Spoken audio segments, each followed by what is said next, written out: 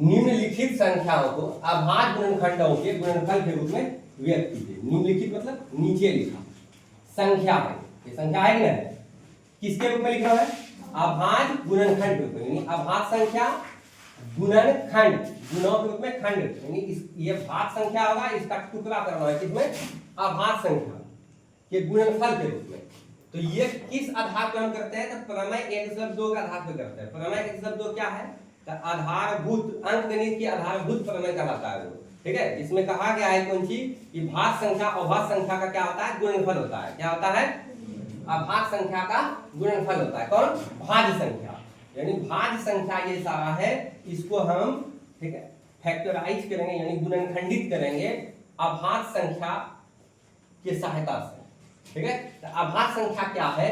तो अभाज्य संख्या जो है, जो सिर्फ एक और खुद से विभाजित हो और किसी भी संख्या से हो, ठीक है, एक से और खुद से यानी स्वयं से, ठीक है। इसका परिभाषा भी लिखा दिए हैं स्टार्टिंग में। तो देखिए, जैसे दो क्या है?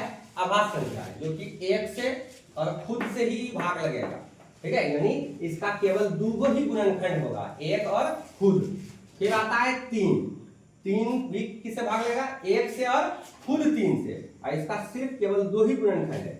फिर आता है 5, फिर इसी तरह 7, फिर उसके बाद 9 नहीं, 9 इसलिए नहीं, ताकि देखो 9 एक से भाग लग रहा है, 9 से भी लग रहा है, लेकिन अन्य संख्या 3 से भी लग रहा है, ठीक है। तो इसी कारण ये अभाज्य संख्या नहीं हुआ, ये बल्कि भाज्य संख्या में आ जाएगा। तो चलिए 9 तो हुआ नहीं, 11 होगा। 11 में अगर तुम भाग लगाना चाहो तो सिर्फ 1 से और 11 से ही खुद लगेगा, यानी कहने मतलब 11 को गुणनखंडित करेंगे तो 1 और 11 ही होगा इसका। फिर 13, फिर 15 नहीं, 15 इसलिए नहीं, देखो 1 से तो लग रहा है, 15 से भी भाग लगेगा, लेकिन अन्य संख्या 3 और 5 से भी लग रहा है, इसी कारण ये अभाज्य संख्या नहीं हुआ। अभाज्य संख्या फिर उसके बाद कौन जाएगा? 13 के बाद 17, 17 के बाद 19, 19 के बाद 23, 21 नहीं, 21 में 3 से भी भाग लग रहा है और 7 से भी लग रहा है। फिर उसके बाद 29, 27 नहीं, 27 में 3 से भी लग रहा है भाग और 9 से भी लग रहा है।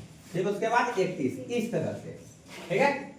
तो अभाज्य गुणनखंड करेंगे, यानी जब इसको हम तोड़ेंगे, ठीक है, इसका गुणनखंडित करेंगे, ठीक, तो अभाज्य संख्या के गुणनफल के रूप में ही लिखाएगा, यानी इसका गुणनखंड करने के बाद तुमको सिर्फ अभाज्य संख्या ही दिखेगा तुमको, ठीक है। तो अब देखिए 140, इसका हम क्या करेंगे? अभाज्य गुणनखंड। अब इसका अभाज्य गुणनखंड हम जब करेंगे तो पहले हम जाएंगे 2 के पास, देखेंगे ये 2 भाग लगा रहा है कि नहीं लगा रहा है इसको, ठीक है।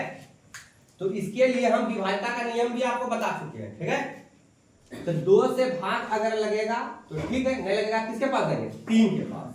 फिर 3 से भाग लगा तो ठीक, उससे भाग लगेगा तो किसके पास जाएंगे? 5 के पास। 5 से भाग लगा तो ठीक, नहीं तो फिर उसके बाद किसके पास जाएंगे? 7 के पास। 7 से भाग लगा तो ठीक, नहीं तो फिर किसके पास जाएंगे? 11 के पास, ठीक है। इसी तरह हम क्या करेंगे? भाग लगाएंगे, इसी तरह हम क्या करेंगे? भाग लगाएंगे, ठीक है। तो आइए देखिए 1 नंबर 140, पहले किसके पास बोले थे? 2 से, ठीक है। अभाज्य गुणनखंड करना है ना, तो अभाज्य संख्या पहले 2, तब 3, तब 5, अगर 5 से नहीं लगेगा तो फिर 7 के पास जाएंगे, 7 से नहीं भाग लगेगा तो 11 के पास, 11 से नहीं लगेगा तो 13, 13 से लगेगा तो फिर किसके पास जाएंगे? 17 के पास, फिर 19 से, इसी तरह देखेंगे, चेक। तो देखिए 2 से भाग लग जा रहा है, क्योंकि हम विभाज्यता का नियम में बताए थे कि अगर इकाई अंक पे 0 हो या 2 हो या तो 4 हो या 6 हो या 8 हो, अगर इकाई अंक पे 2, इकाई अंक पे 0 या 2 या 4 या 6 या 8 हो तो वह संख्या 2 से विभाजित होगा। तो देखिए इकाई अंक क्या है? 0 है, इसका मतलब 2 से भाग लगेगा, तो 2 सते 14 0, फिर 2 से भाग लगेगा, ठीक है। 2 तिया 6, 1 बचा, 2 पंचे 10। अब ये 2 से भाग नहीं लगेगा। अब 3 से देखते हैं, तो 3 का नियम आपको बताए थे, संख्या के अंक को जोड़ लेंगे और देखेंगे वो 3 का गुणज है कि नहीं। तो 3 जोड़ 5 कितना हो गया? 8, तो 3 2 5 8 आता है नहीं, यानी कि 3 से भाग नहीं लगेगा। अब उसके पास चले जाएंगे 5 के पास, 2 से भी कम नहीं चला, 3 से भी कम नहीं चला, अब चलेंगे 5 के पास, तो 5 से ही भाग लग जाएगा, 5 7 35। अब देखो ये 7 खुद कुंजी आ गया, अभाज्य संख्या, क्या आ गया, अभाज्य संख्या। तो अब इसको गुणनखंडित नहीं करेंगे, यहाँ पे छोड़ देंगे, ठीक है। तो कैसे लिखेंगे, 140 बराबर 2 गुना 2 गुना 5 गुना 7, या तुम ऐसा कर सकते हो कि 2 2 बार गुना है तो 2 का पावर 2 लिख देंगे, ठीक है। रुकिए 1 मिनट, एक स्टेप ले ही लेते हैं आगे। देखो ये जितना आया है ये तुमको सब अभाज्य संख्या दिखेगा। 2 क्या है, अभाज्य, 2 क्या है, अभाज्य, 5 क्या है, अभाज्य, 7 क्या है, अभाज्य। तो 2 गुना 2 गुना 5 गुना 7, देखो तो ये भाज्य संख्या हुआ, ठीक है। भाज्य संख्या को तोड़े तो किसमें आ गया, अभाज्य संख्या का गुणनफल मिला हमको, क्या मिला, अभाज्य संख्या का गुणनफल। तो इसी कारण, ठीक है, अंकगणित के आधारभूत प्रमेय बोलता है भी है कि भाज्य संख्या जो है अभाज्य संख्या का गुणनफल होता है, ठीक है। तो देखिए अभाज्य संख्या है और उसका गुणनफल है 140 हो गया। यहाँ बोला था कि निम्नलिखित संख्या को, निम्नलिखित संख्या 140 है, तो अभाज्य गुणनखंड, अभाज्य ये सभी अभाज्य है, गुणनखंड गुणों के रूप में टुकड़ा कर दिए इसको, ठीक है। यही करने के लिए कहा है, अभाज्य गुणनखंड के गुणनफल के रूप में व्यक्त किए, कर दिए। इसी तरह इस जो अब शेष बचा है 2 नंबर 3 नंबर 4 नंबर 5 नंबर को आप लोग करोगे। अच्छा एक बात, किताब में इस ढंग से भी दिया रखा है जिसको वृक्ष गुणनखंड बोलते हैं, ठीक है। यही चीज है, ये कोई अलग चीज नहीं है, बस लिखने का तरीका अलग हो गया, ठीक है। देखिए कुछ बच्चे ऐसे बनाते हैं इसको वृक्ष गुणनखंड के रूप में, देखिए इसको 2 टुकड़ा हो गया, पहले 2 टुकड़ा करते चले जाएंगे तो शाखा बनते चले जाएगा इसका, तो वृक्ष बन गया, एक तरह से बोल दीजिए इसका। तो देखिए 2 से भाग लेगा, कितने बार में देखा, 70 बार, बस लिखने का खाली अलग हो गया तरीका यहाँ पे। फिर 70 टूटेगा, फिर इसका एक शाखा 2 शाखा में टूटेगा, ये जा करके, ठीक है। तो कितना बार में 2, और यहाँ कितना हो गया 35, फिर ये 2 शाखा में टूटेगा, ठीक है। तो कितना हो गया 5 7 35, तो हो गया, यही चीज है। 140 को लिख सकते हैं 2 गुना 2 गुना 5 गुना 7, तो 2 गुना 2 गुना 5 गुना 7, और 2 कितने बार है, 2 बार है, तो 2 पावर 2 और गुना 5 गुना 7, बस यही है, ठीक है। तो चलिए अब एक ठो 2 ठो बना करके दिखाइए, उसके बाद चलते हैं आगे।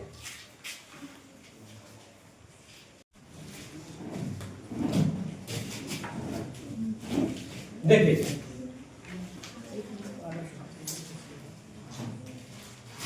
2 कितना बार गुना था, 2 बार, तो 2 पावर 2 और गुना 5 गुना 7। चलिए कौन सा नहीं बनाते, 74 और 29, करना कुछ नहीं, इसी ढंग से चेक करते चले जाओ, और भाग जाने लगेगा लगा दूंगा।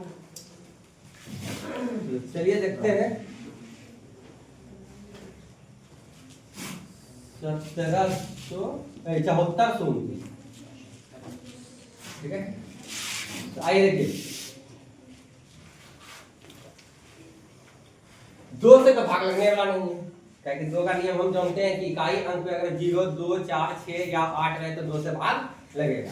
इकाई अंक पे न तो 0 है, न तो 2 है, न तो 4 है, न तो 6 है, न तो 8 है, इसी कारण ये 2 से भाग लगेगा। अब बात रहा 3, तो देखते हैं 3 का नियम क्या था, संख्या के अंकों को जोड़ के देखेंगे, ठीक है। अगर 3 का गुना हो गया तो 3 से भाग लगेगा। 7 4 11, 11 2 13, 13 9 22, और फिर 22 का भी अंक को जोड़ सकते हैं, 2 जोड़ 2 4, तो 3 का गुना है नहीं। चलिए 2 से भी कम निकला, 3 से भी नहीं। 5 का देखते हैं, तो देखो 5 का नियम क्या बताया कि अगर इकाई अंक पे 0 या 5 हो तब ये जाकर के 5 से भाग लगेगा, तो इकाई अंक पे तो 0 नहीं है और 9 5 है, इसी कारण 5 से भाग लगेगा। अब चलते हैं 7 के पास, तो 7 का भी नियम बताए थे आपको, लेकिन जितना देर में तुम नियम लगाओ उतना देर में भाग लगा करके देख लेते हैं, ठीक है। ऐसे नियम क्या बताए थे देख लो एक बार।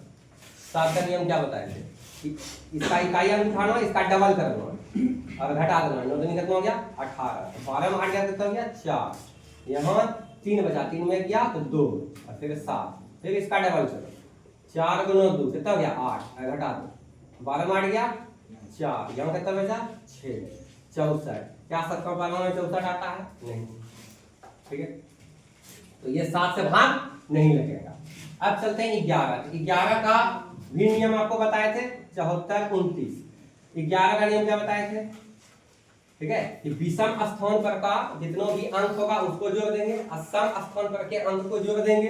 ठीक है, तो विषम स्थान पर का अंक है 9 और फिर उसके बाद 4, तो 4 9 कितना हो गया 13 और फिर सम स्थान पर का अंक है 2 और 7, तो 7 जोड़ 2 कितना हो गया 9 और ये दोनों का अंतर 0 आ जाए या 11 का गुना जो है तब तो जानेंगे 11 से भाग लगेगा, तो इसको घटाएंगे तो 13 में 9 जाएगा कितना होगा 4, 11 का गुना नहीं है, 9 0 आया और ये 11 का गुना नहीं है, तो इसी कारण ये 11 से विभाज्य नहीं होगा। ठीक है, अब चलते हैं किसके पास 13 के पास, तो 13 का भी नियम है, लेकिन चलिए भाग लगा लेते हैं 74 29, 13 से भाग लगा तो कितना हो जाएगा 13 5 65, ठीक है, और 13 से क्या 78, तो ये तो बेसी हो गया, तो 5 से 13 5 65, 4 में 5 घटेगा ना 14 हो गया, 14 में 5 दिया कितना दिया 9 और यहाँ 6, फिर 2 उतारेंगे यानी एक अंक उतारेंगे यहाँ से, तो 13 7 91, ठीक है, 2 में क्या 1 ये कैंसिल हो गया, ठीक है, फिर 9 उतारेंगे, तो भाग तो लगा नहीं, शेषफल बच गया, कितना हो गया 6, तो चलो 13 से भी कम नहीं चला, अब किसके पास जाएंगे 17 के पास, तो इसी तरह चेक करते चले जाएंगे, तो 17 से भाग लगाओगे 74 29, तो 17 में 34, 17 के 51, 17 चौके 68, 17 पचे 85, बेसी हो गया, तो 4 बार, तो 17 चौके 68, 14 मार गया 6 और इधर बचा नहीं, चलो यहाँ 2 उतारे, कितना हो जाएगा 4 बार में तो बेसी हो जाएगा, 17 चौके 68 होता है 3 बार में, 17 किया 51, तो 2 में गया 1, फिर उसके बाद 6 में पहुंच गया 1 और फिर यहाँ से 9 उतारेंगे, तो 17 गुना 7 यानी 17 17 कितना होता है कितना 119, तो यानी 17 से भाग लग गया। ठीक है, तो 17 से लगा दीजिए इसको तक, ठीक है, देख लो बात सही है ना, ठीक है, तो कितना हो गया 437।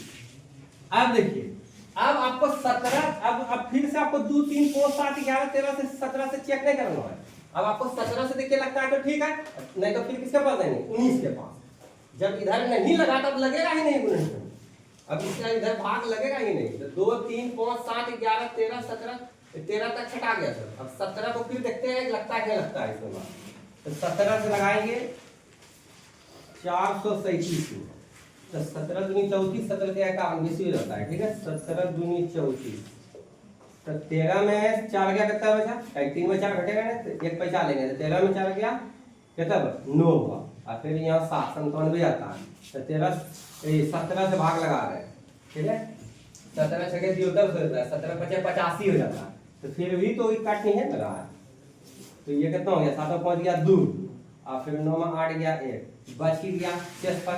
चलिए अब 17 से लगेगा, किसके पास जाएंगे 19 के पास जाएंगे, तो 19 से देखते हैं भाग लगता है क्या,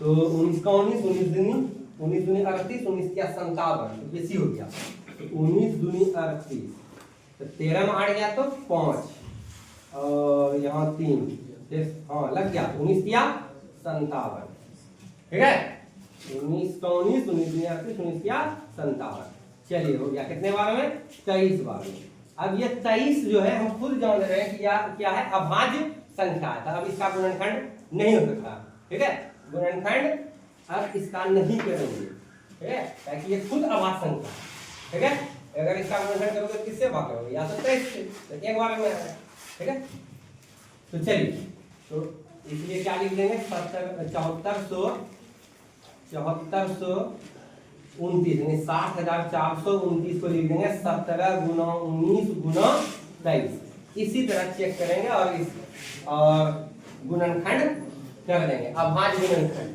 ठीक है, देखिए ये भी अभाज्य संख्या, ये भी अभाज्य संख्या, ये भी अभाज्य संख्या, और ये जो संख्या है तुम्हारा क्या हो गया अभाज्य संख्या का गुणनफल, तो अभाज्य संख्या का गुणनफल हो गया, तो इसका मतलब ये कुछ ही बन गया भाज्य संख्या, क्या हो गया भाज्य संख्या।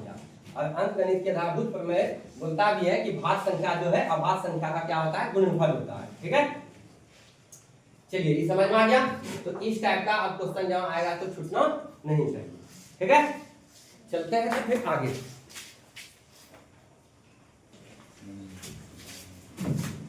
चलिए ये हो गया, अब चलते हैं उसमें।